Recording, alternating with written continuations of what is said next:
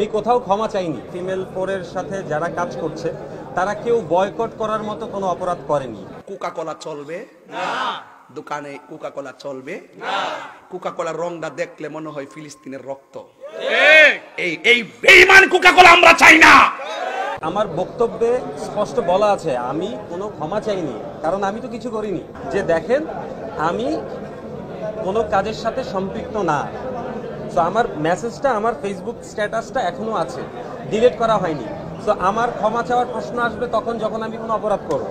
এই কোকা কোলা বিক্রি কইরা হেরা বুলেট কিনা আমার মুসলমানদের বুকে চালায়, এই জন্য কোকা কোলাকে বয়কট করলাম। আপনারা করছেন নি? এই দোকানদার মুসলমানরা কোকা কোলা ডিলিট করো, বাংলাদেশি পণ্য ক্রয় করো, আমরা তোমাদের পাশে আছি। কোকা কোলা বয়কট করতে হবে, ঠিক কিনা বলেন? আমার দেশে ওই সমস্ত কুক বিক্রি কইরা এই অংশ দিয়ে তারা অস্ত্র কিনা মুসলমানের বুকে চালায়, এটা বরদাস্ত করা যায় না। সবাই মিল্লা যদি বয়কট করি, অর্থনীতি 10 নাম্বার, অর্থনীতি 10 নামলে তারা আর অস্ত্র কিনতো না।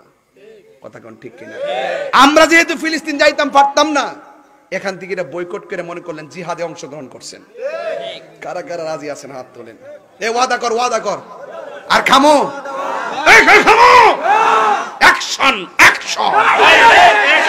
সত্তরের বিরুদ্ধে ঘুষখোরের বিরুদ্ধে, ইসরায়েলের বিরুদ্ধে অ্যাকশন, অ্যাকশন।